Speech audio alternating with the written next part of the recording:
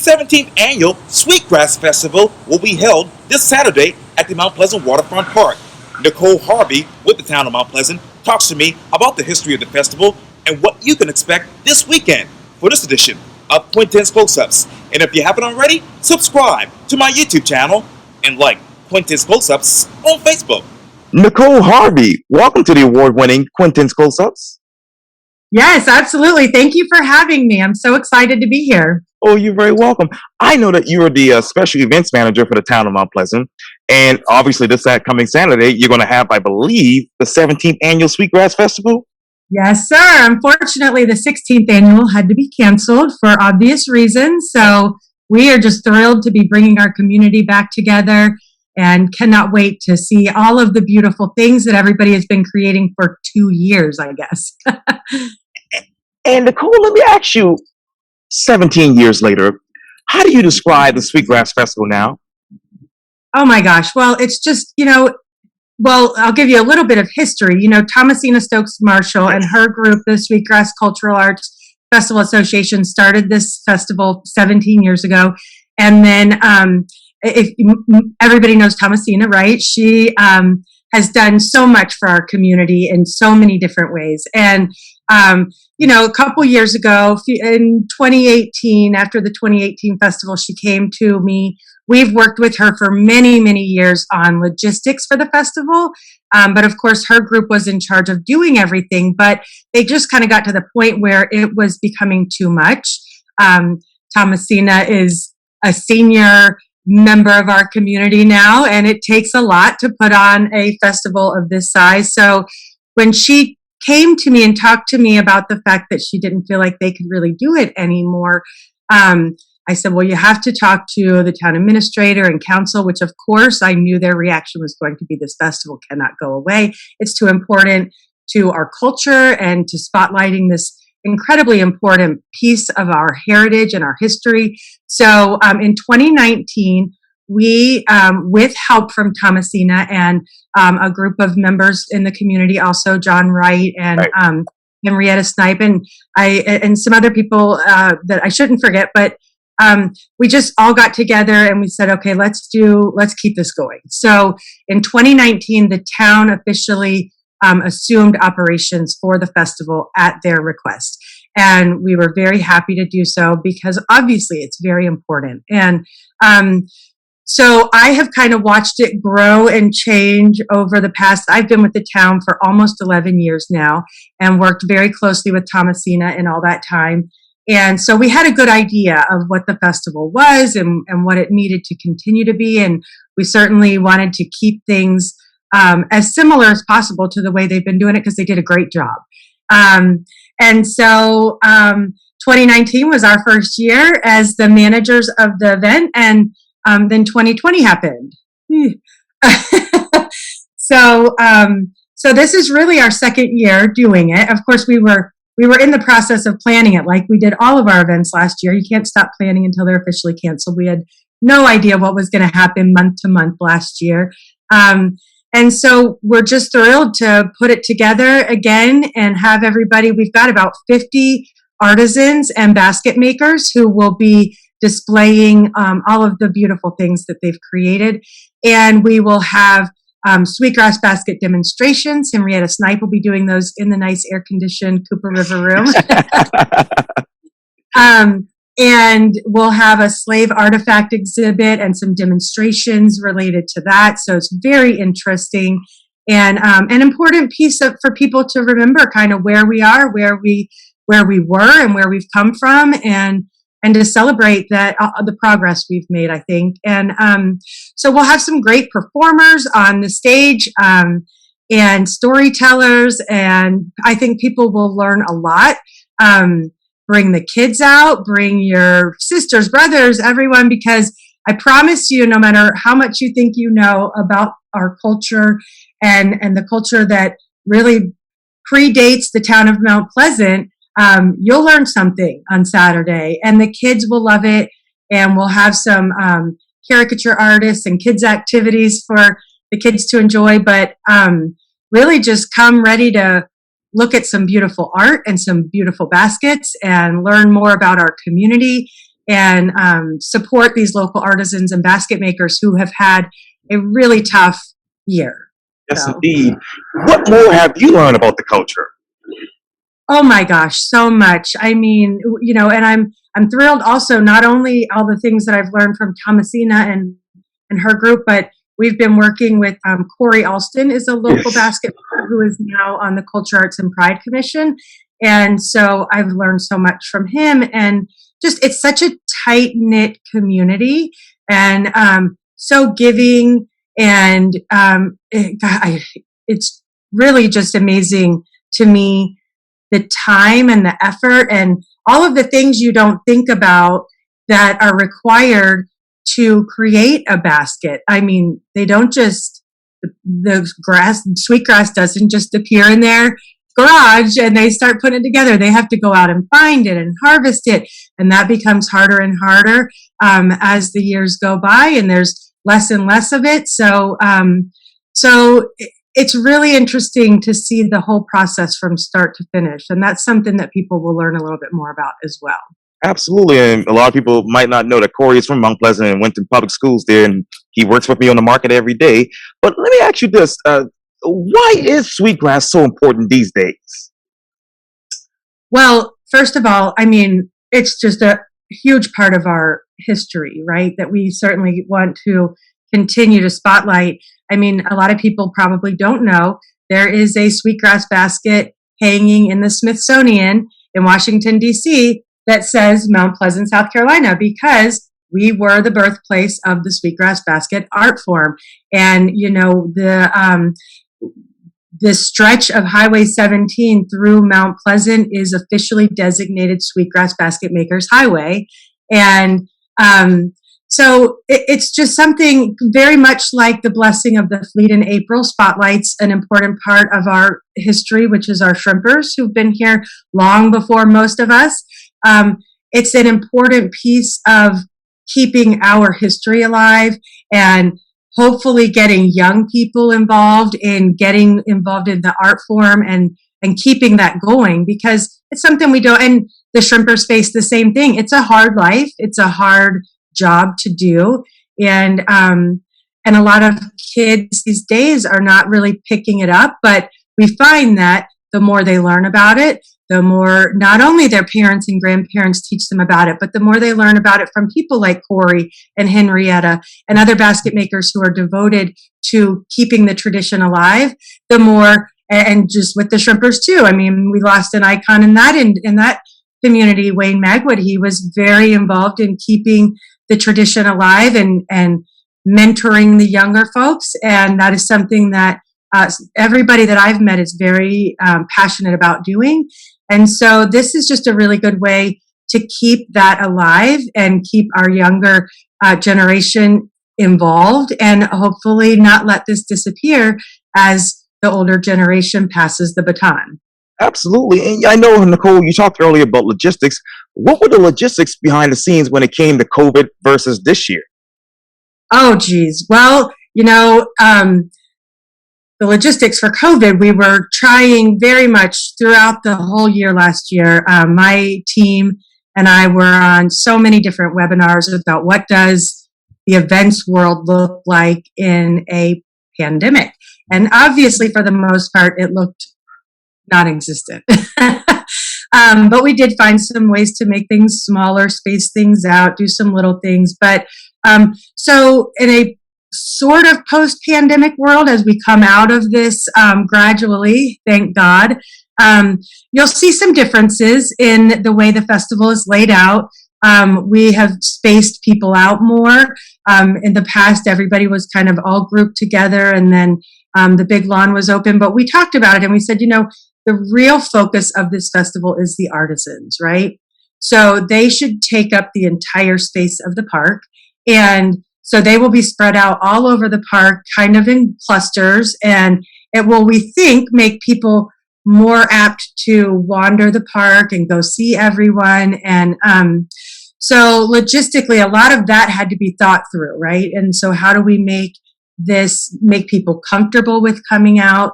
And so I think we've done a good job of that. I'm excited to see it happen. Also, just some things we learned in 2019 as we ran the festival in July, which is obviously a hot month in the Low Country, but people still love to get out and they still want things to do. So we've done some things like we are moving the stage this year up closer to the Sweetgrass Cultural Arts Pavilion, which the town built when we created the park about 11 years ago. Just before I started with the town, the park opened. And so now the stage is going to be under the bridge in the shade. So we feel like people will be more comfortable coming out and watching those storytelling and the performances and everything like that. So, we've just done some things, made some changes that I think people are going to be very happy with. Logistically, I think we've got a great plan in place, and I think people are going to come out and love it. Absolutely. And on the website it says this, as you know, the annual Sweetgrass Festival in Mount Pleasant is designed to promote and bring attention to the contributions of the Gullah Geechee people's history, culture, traditions, and their Sweetgrass Basket art form that originated in Mount Pleasant and continues to exist in our town and surrounding communities today. What are those current contributions to the culture? Oh my gosh. Well, you can't drive up Highway 17 in Mount Pleasant without seeing basket makers all along the side of the road. And, we actually, our Culture, Arts, and Pride Commission just started a new project where we are revitalizing and renovating those basket stands to also try to make them more inviting. Some of those stands, of course, are passed down through generations and really kind of are owned by certain families, but then some of those families have moved on or passed on.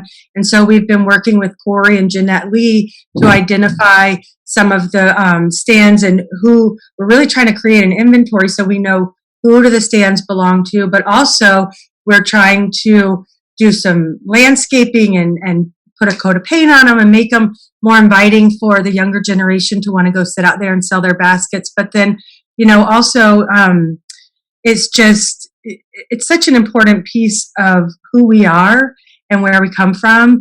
And the storytelling, one thing I encourage people to do is don't just plan to come and shop. Plan to come and talk to some of these basket makers. The older basket makers, you can have some conversations with them and learn some amazing things that you just don't even, the stories they have to tell, ask them about their history, because it's really, that's, one thing I've learned is just the perseverance and the, the dedication in this community.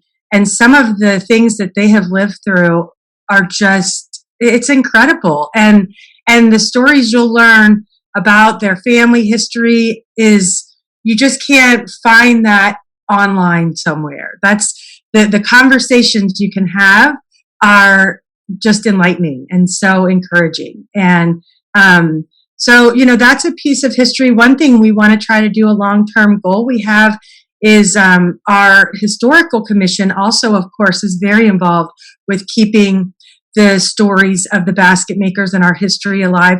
And so Kate Dolan, who works with the town and works with that commission, she and I have been talking about ways to keep a spotlight on this. And so as we work on these Sweetgrass basket stands, another idea we have, she's started recording some oral histories of like the different historical markers around town. Well, certainly we said, well, gosh, that would be so fun if we, as we identify the families who are associated with the different stands, we could get with some of the elders in the families and record an oral history that we can then put on the historical map and our arts map, which we're in the process of trying to merge together because they just go so well together.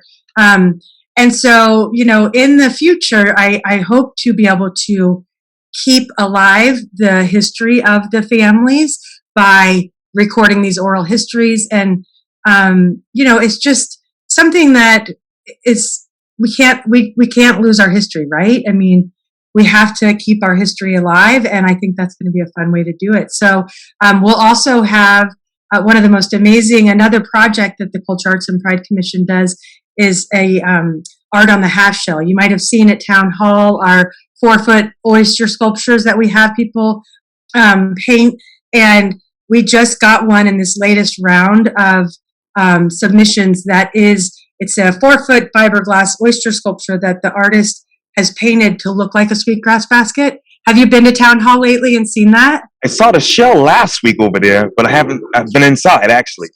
Yeah. So we're going to bring that over to the festival. You'll be able to, it's amazing. The artistry that went into that. And so things like that just keep this alive and keep the Sweetgrass basket culture and the artisans in our conversation and keep, of course, tourists love it. They come and they visit the stands and they take these pieces of our culture home to wherever they came from. And so that's an important piece of keeping really just supporting the basket makers and keeping them thriving as well. Because that's, of course, another way to keep the young generation interested in being involved.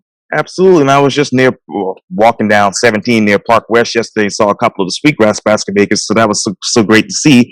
But what is the conversation about Sweetgrass baskets right now? Well, I mean, gosh, that's a good question. I mean, they've had a tough time, like a lot of artisans. They don't, as people sheltered in place, and everybody was scared to be face to face. They've had a tough year. So I think the current conversation is mainly let's just get out there and support them and buy their baskets and help them come back out of this as we all do. I mean, we're all in the process of figuring it all out, right? Where do we go from here? So I think we just want to get as many people as we can refocused on supporting our local businesses, of whom the Sweetgrass Basket Makers belong. So that's amazing. And I know on the website it says this too. Additionally, the Sweetgrass Festival provides an opportunity for engagement, interaction, and exposure to the Gullah Geechee's people's cultures. How does the town of Mount Pleasant engage and interact with that culture right now? Well, just like we've been talking about, trying to find ways to help them and support them, get people back into the stands, get the community back into buying the baskets and really just trying to open the conversation with them about how can we help you. And I think just, the basket makers are near and dear to the town's heart and the town staff and even the younger ones of us like me and Kate. Kate, I just love having conversations with her. She is so passionate about supporting this community. And so I think we just we're at a point where we want to try to do everything we can to support these really important pieces of our history. And so anything we can do, of course, we are open to.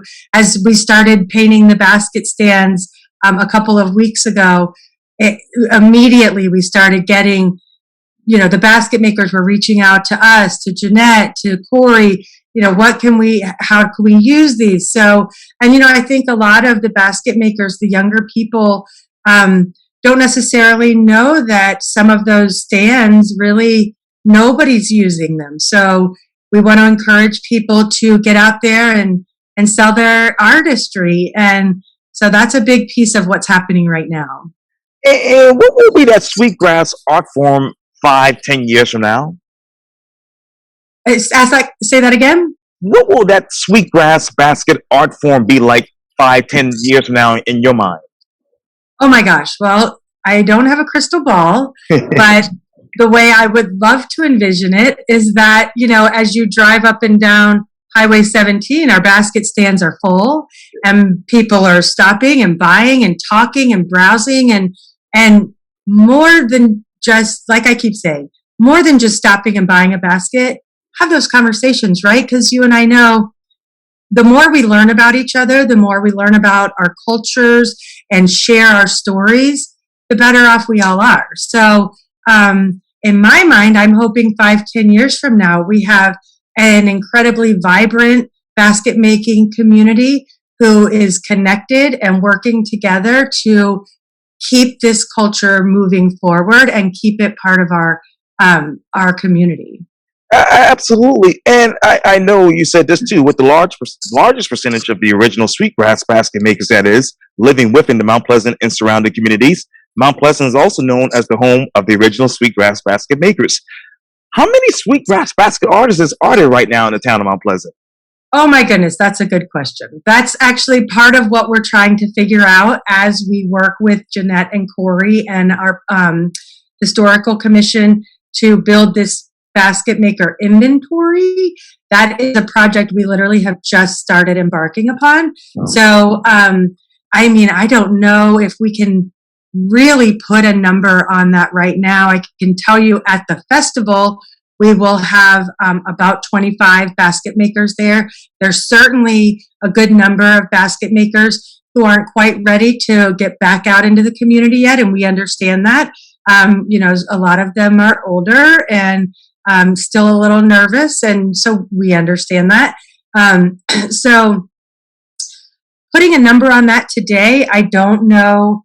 If I don't think I would hate to just throw a number out there and have it be completely inaccurate, but I can tell you there's more than 20 coming on Saturday. And as we build this inventory, maybe we'll have another conversation before the festival next year, and we can talk about all the progress we've made. Absolutely. And let me ask you this. When you feel that sweetgrass, what does that sweetgrass mean to you? Oh gosh, it's just, you know, we live in such a special place, and certainly the Gullah Geechee corridor extends much further than just Mount Pleasant, and the basket making tradition has passed along outside of Mount Pleasant as well. But just and you know, something interesting I learned, actually, we just did our first Sweetgrass half marathon, and Corey made our prizes for that, our baskets, and we did little keychains. And one thing, when he was talking at that event about the baskets, he said, you know, people buy these baskets and you put it on your wall or you put it on your shelf, but he said, we want you to use them. They're actually useful. And he said, they become more beautiful as you use them. I had no idea. I didn't even think of that. But it's just, as you touch those baskets, you really connect to the history and where we come from. And such an important piece of our history. So, you know, it's, and just you think about, they began as a useful tool, not as a piece of art. And so that's a really cool thing to think about. I mean, you know, back in the day, they were used for rice fanning and actually made the slaves' lives a little bit easier. Not to say that that was an easy thing in any way, shape, or form, but the fact that, you know, it began as a way for them to improve their day-to-day life, and then it has now evolved into this amazing art form that people from all over the world truly get to admire and enjoy. And I can't even imagine how, I'm sure there, you know, we think about people come from all over the country, but truly Charleston is like the #1 tourist destination in the world. So I'm sure these baskets are hanging all over the world. And as people in Europe and wherever they've come from and taken one of these home, they touch them, they think of Mount Pleasant, the Low Country, the Gullah Geechee corridor, and the people and what it meant to them back in the day. And so it's just, I mean, that's super cool, I think, right? Yes, ma'am. Absolutely. And let's fast forward to Saturday. Who, what, when, where, and how? Okay, so we have got, obviously, like we said, a lot of great performers coming, and basket makers and artisans, and you'll find not just baskets, jewelry. I mean, people, the Sweetgrass basket jewelry that people make, and the belt buckles, and the, oh my gosh, it's amazing when I see everything that I see. But at Memorial Waterfront Park, Saturday from 10 to 3, we'll be out there. And you can find more information, of course, on experiencemountpleasant.com on the Sweetgrass Festival page. We also have a Facebook event set up where you can get more information, and we'll have information about our sponsors who, thank God, you know, help us put this on. And so, yeah, Memorial Waterfront Park underneath the bridge, so there's some shade, at 10 to 3, and we just can't wait to see everybody. We're so excited to get our community together again.